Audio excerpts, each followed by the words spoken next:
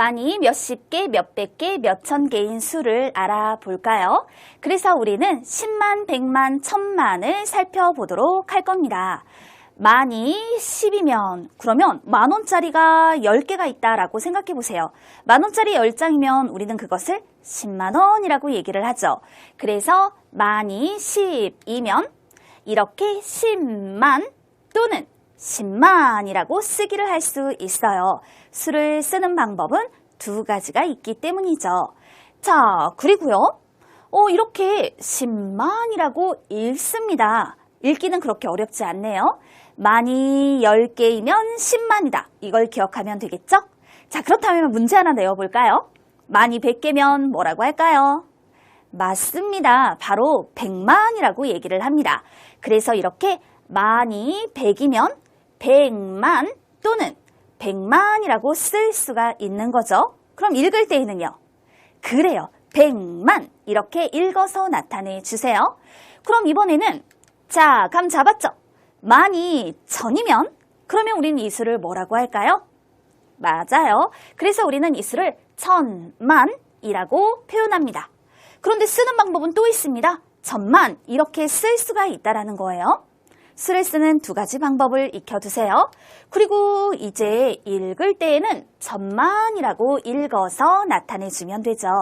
10만, 100만, 1000만을 살펴보았어요. 자, 이제 우리는요.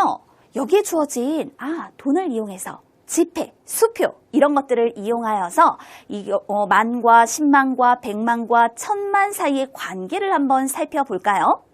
만원짜리가 10장이면 10만원이 된다라고 얘기를 했습니다. 그런데 만원짜리가 10장이다, 만이 10개다, 이것을 우리는 어떻게 표현할 거냐면 만의 10배입니다 라고도 나타낼 수 있다. 이거 기억해 두세요. 그러면 만의 10배가 10만이구나. 또 10만원짜리가 10장이 있다, 10만이 10개다. 이것을 우리는 10만의 10배다 라고 표현할 거예요. 그러면 100만. 그렇다면 100만의 10배가 1000만입니다 라고 표현해 줄 수 있겠죠. 규칙을 찾았나요? 그래요. 10배가 될 때마다 0이 하나씩 늘어나고 있었습니다. 규칙도 발견해 주세요. 그렇다면 우리 10만은 만의 10배라고 얘기를 했는데 그러면 이 100만은 만의 몇 배일까? 만원짜리가 100장이 모이면 100만원이죠. 따라서 이럴 때 100배라고 할 수 있는 거예요. 그러면 여기 있는 이 1000만은요. 만의 몇 배일까? 그렇죠. 바로 1000배입니다. 라고 말할 수 있네요. 이들 사이의 관계를 잘 살펴두세요. 자, 그러면 이번에는 1000만 단위수의 자리값이라는 것을 확인해 볼까요? 여기에 이런 수가 주어져 있습니다. 이 수가 뭐냐면요. 5218만이라는 수인데요. 그런데 자, 숫자 5는 1000만의 자리 숫자잖아요. 그래서 나타내는 값은 5000만입니다. 라고 말할 수 있어요.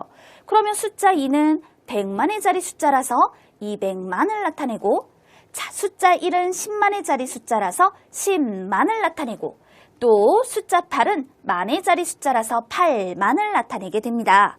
하나 확인해 볼게요. 숫자 5는요. 어느 자리 숫자일까요?